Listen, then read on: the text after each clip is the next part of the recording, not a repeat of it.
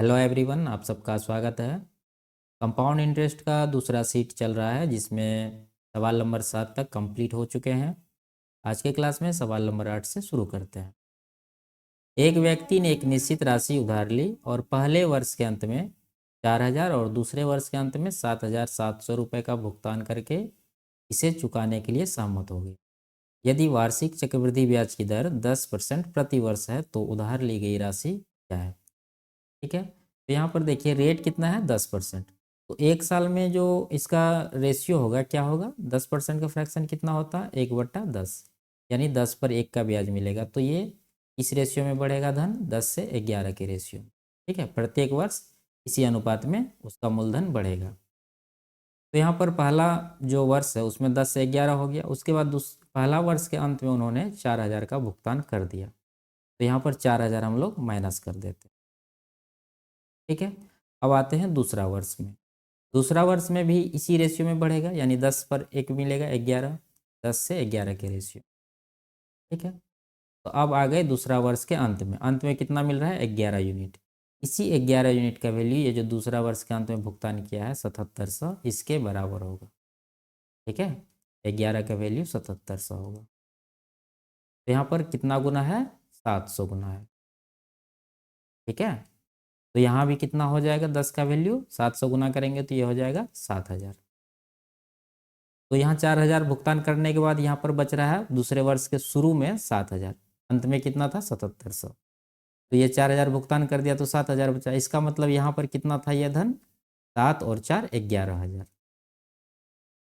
ठीक है, तो देखिए 11 यूनिट का वैल्यू 11,000 है, यानी कितना गुना है 1,000 गुना। ठीक है, तो यहाँ भी 10 का कितना गुना हो जाएगा 1,000 गुना। 1,000 गुना 10 करेंगे तो 10,000, यानी शुरू में धन कितना रहा होगा, 10 यूनिट था तो 10 का वैल्यू कितना आ गया 10,000। तो ऑप्शन नंबर डी हमारा सही आंसर होगा। ठीक है, इस तरह के सवाल को पीछे से बनाना शुरू करेंगे। अगला सवाल देखते हैं। एक व्यक्ति ने 3 वर्षों के लिए 10% प्रति वर्ष की दर से निश्चित राशि उधार ली। ठीक है, उस पर वार्षिक रूप से ब्याज संयोजित किया जाता है। 2 वर्षों के अंत में उसने 6,634 रुपये चुका दी और तीसरे वर्ष के अंत में उन्होंने 13,200 रुपये का भुगतान करके ऋण को साफ कर दिया। उसके द्वारा उधार ली गई राशि क्या है? मूलधन पूछ रहा है। हम लोग सबसे पहले क्या देखेंगे, रेट देखेंगे। 10% है, 10 से 11 होगा, क्योंकि 10% का फ्रैक्शन पिछले सवाल में चर्चा कर चुके हैं। अगर 10% रेट है तो उसका धन किस अनुपात में बढ़ेगा, 10 से 11। तो देखिए 2 वर्ष के अंत में हो रहा है। ठीक है, तो एक वर्ष में इतना बढ़ रहा है तो 2 वर्ष में कितना बढ़ेगा, 10 का स्क्वायर और 11 का स्क्वायर, यानी अगर इसका स्क्वायर करेंगे तो ये कितना हो जाएगा 100 अनुपात 121। ये 2 वर्ष में इस अनुपात में बढ़ेगा और एक वर्ष में 10 से 11 होगा। उसके बाद देखिए 2 वर्ष के अंत में उन्होंने 6,634 रुपये का भुगतान कर दिया। तो उसके बाद हम लोग 6,634 इसमें माइनस कर देते हैं। ठीक है, उसके बाद तीसरा वर्ष, देखिए तीसरा वर्ष तो एक ही वर्ष है तो उसमें किस अनुपात में बढ़ेगा धन, 10 से 11 के अनुपात में। ठीक है, तीसरे वर्ष के अंत में उन्होंने 13,200 का भुगतान किया, यानी अंत में कितना हो रहा है 11 यूनिट। इसी 11 यूनिट का वैल्यू 13,200 का 200 के बराबर होगा। ठीक है, तो यहाँ से 1 यूनिट का कितना आएगा, इसको डिवाइड करेंगे तो 12 12 में कटेगा, यानी 1,200 आएगा। 1 का 1200 है तो 10 का कितना आएगा 12,000। ठीक है, तो 12,000 यहाँ पर है, यानी तीसरे वर्ष के प्रारंभ में यहाँ पर 6,634 इन्होंने भुगतान कर दिया। तो इसका मतलब यहाँ पर कितना रहा होगा, 12 6 18,634, 18,634। ठीक है, 121 यूनिट का वैल्यू ये होगा। तो हम लोग को निकालना है 100 यूनिट का, यही हमारा आंसर होगा। तो ये 100 यूनिट का निकालने के लिए क्या करेंगे, यहाँ पर करते हैं 18,634 को 121 से डिवाइड कर देंगे और 100 से गुना कर देंगे। 11 से 11 बार में कटेगा, 11 इक्का 11, 76 हुआ, 11 छक 66, 10 बचा 99, 4 94। ठीक है, फिर 11 से इसको कटाते हैं, 1 5 4, 154 आ रहा है। 154 गुना 10 कितना हो जाएगा 15,400। ऑप्शन नंबर बी हमारा सही आंसर होगा। इस सवाल को भी पीछे से सॉल्व करेंगे। इस तरह का सवाल जब भी आएगा, जैसे कि पहले वर्ष के अंत में चुका दिया या दूसरे वर्ष के अंत में या प्रारंभ में, इस तरह का सवाल को शुरू से नहीं लास्ट से बनाना शुरू करेंगे। ठीक है, अगला सवाल देखते हैं। एक व्यक्ति ने 6,000 रुपये 16.25% प्रति वर्ष चक्रवृद्धि ब्याज पर बैंक से उधार लिया। वह क्रमशः पहले वर्ष और दूसरे वर्ष के अंत में बैंक को 4,000 और 2,000 रुपये चुका देता है। तो उस व्यक्ति को ऋण समाप्त करने के लिए बैंक को तीसरे वर्ष के अंत में कितना राशि का भुगतान करना पड़ेगा। ठीक है, लास्ट वाला अमाउंट पूछ रहा है। यहाँ पर मूलधन दिया हुआ है, पिछले सवाल में मूलधन निकालना था और लास्ट वाला राशि दिया हुआ था, तो हम लोग पीछे से सॉल्व करते थे। इसमें मूलधन दिया है और लास्ट वाला राशि पूछ रहा है, तो हम लोग इसको शुरू से सॉल्व करेंगे।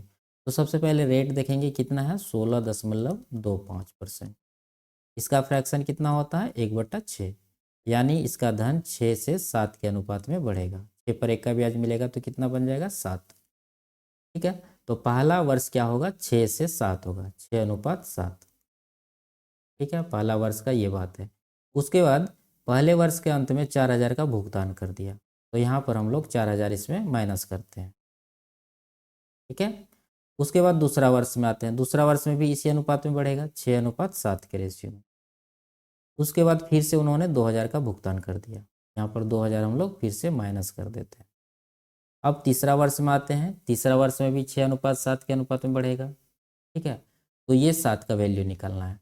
तो यहाँ पर शुरू से हम लोग का वैल्यू निकालते जाएंगे और लास्ट में निकल जाएगा, वही हमारा सही आंसर होगा। देखिए, यहाँ से शुरू करें किए हैं तो ये हमारा मूलधन है, जबकि एक्चुअल में मूलधन कितना है, 6,000। तो ये 6 यूनिट का वैल्यू 6,000 होगा। तो यहाँ पर सीधा 1,000 गुना हो रहा है, तो 7 का वैल्यू कितना होगा, 7,000।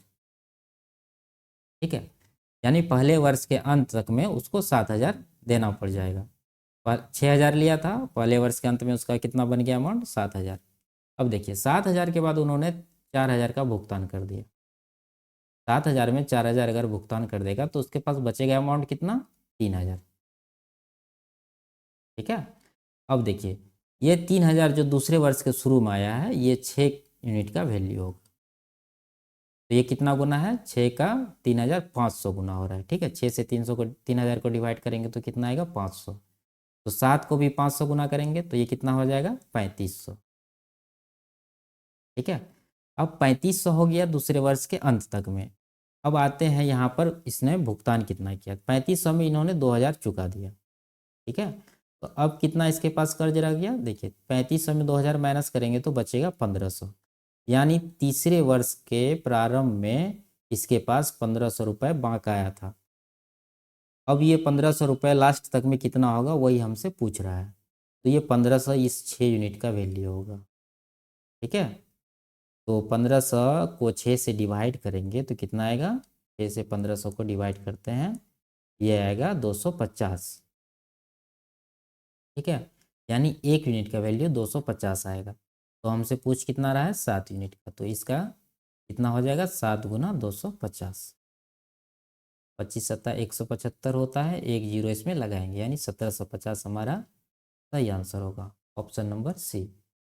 ठीक है, अगला सवाल देखिए। एक व्यक्ति ने बैंक में एक निश्चित धन जमा किया। ठीक है, बैंक उसे सालाना 10% चक्रवृद्धि ब्याज देता है। यदि वह पहले वर्ष के अंत में 3,500 रुपये जमा करता है और दूसरे वर्ष के अंत में 5,000 रुपये निकाल लेता है, अंत में तीसरे वर्ष के अंत में उसे 18,700 रुपये मिलते हैं, फिर उसका प्रारंभिक निवेश क्या है, यानी कि से मूलधन पूछ रहा है, इसको लास्ट से शुरू करना पड़ेगा। तो ब्याज कितना है, 10%, यानी 10 से 11 होगा धन, पहले वर्ष में 10 से 11 हुआ।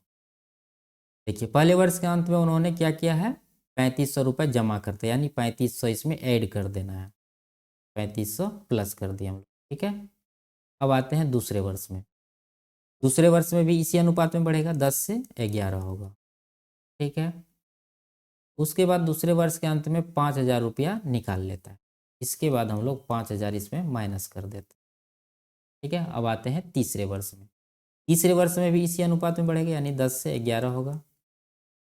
ठीक है, अब क्या होगा, ये जो अंत में आया है 11 यूनिट, लेकिन अंत में इसको कितना रुपया मिलता है, 18,700। कि 11 यूनिट का वैल्यू 18,700 होगा। तो यहाँ से 1 यूनिट का कितना आ जाएगा, इसको डिवाइड करेंगे तो 1700 आएगा। ठीक है, 1 यूनिट का आ रहा है 1700। तो यहाँ पर हम लोग 10 यूनिट का निकालते हैं। 10 यूनिट का कितना होगा, 17 गुना 10 करेंगे तो 1700 गुना 10 करेंगे तो ये आ जाएगा 17,000। यहाँ तक इसका रेंज था 17,000। अब देखिए इन्होंने यहाँ पर 5,000 निकाल लिया है। ठीक है, तो यहाँ पर 5,000 जब इन्होंने निकाला तो इसका मतलब यहाँ कितना रहा होगा, 17 5 22,000। यहाँ पर दूसरे वर्ष के अंतिम में इसको 22,000 रहा होगा इसके अकाउंट में। ठीक है, इन्होंने निवेश किया है। तो यहाँ पर कितना गुना हो रहा है, 11 दूना 22 यानी 2,000 गुना हो रहा है। तो यहाँ भी 2,000 गुना होगा, तो ये 10 दूना कितना हो जाएगा, 20,000। ठीक है, यहाँ तक 20,000 है। अब क्या हुआ था कि पहले वर्ष के अंत में इन्होंने 3500 रुपये जमा किया था। इसका मतलब 3500 जो जमा किया है वो हम लोग माइनस करेंगे तो यहाँ का वैल्यू निकल जाएगा। तो ये कितना आ रहा है जमा माइनस करके 16,500। इसका मतलब पहले वर्ष के अंतिम तक में इसके पास 16,500 का ही निवेश था। ठीक है, क्योंकि ये 3500 का निवेश पहले वर्ष के बाद किया है, यानी पहले वर्ष के अंत में किया है या दूसरे वर्ष के प्रारंभ में किया है, एक ही बात है। तो यहाँ पर 11 यूनिट का वैल्यू 16,500 हो जाएगा। तो ये कितना गुना हो रहा है, तो डिवाइड करेंगे तो 15 गुना होगा। तो यहाँ पर हम लोग करते हैं इसको, 16,500 को 11 से डिवाइड करेंगे, 1 यूनिट का आएगा। हमसे मूलधन पूछ रहा है यानी 10 यूनिट का वैल्यू पूछ रहा है, तो इसी को हम लोग वहाँ पर निकाल रहे हैं 10 से गुना करके। तो ये आ जाएगा 15 बार में ये कटेगा 1500, 1500 गुना 10 करेंगे तो 15,000। ऑप्शन नंबर डी हमारा सही आंसर होगा। अगला सवाल देखते हैं।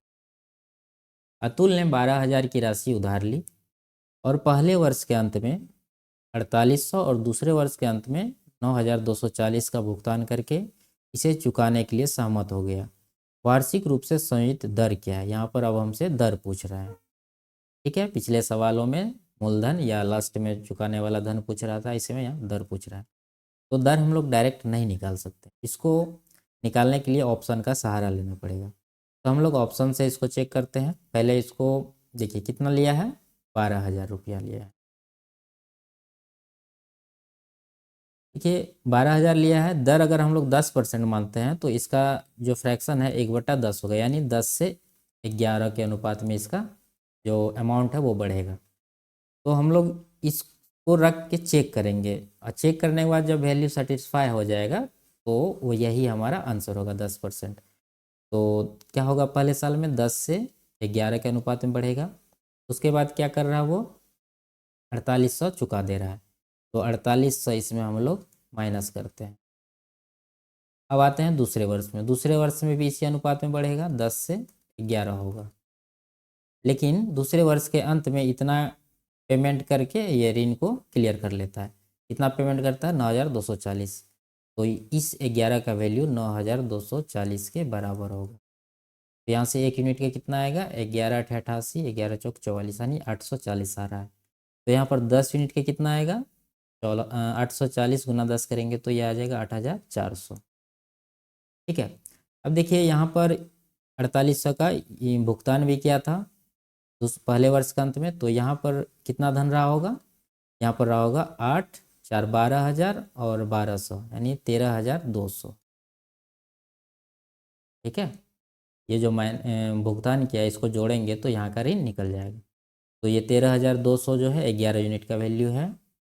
तो यहाँ से निकालते हैं इसको, 13,200 को 11 से डिवाइड करेंगे और यहाँ का वैल्यू निकालना है तो 10 से गुना करेंगे। तो ये आ जाएगा 1200 गुना 10 यानी 12,000। यहाँ पी का मान 12,000 आ रहा है। ठीक है, और सवाल में भी 12,000 दिया हुआ है, इसका मतलब रेट हमारा 10% सही है। तो नंबर ए। अगर इससे नहीं सेटिस्फाई होता तो ये ऑप्शन चेक करते हैं इसी तरह से, लेकिन ये इजीली सेटिस्फाई हो गया। ठीक है, तो इसी सवाल के साथ आज का क्लास समाप्त करते हैं। मिलते हैं अगले क्लास में, तब तक के लिए बाय बाय, टेक केयर।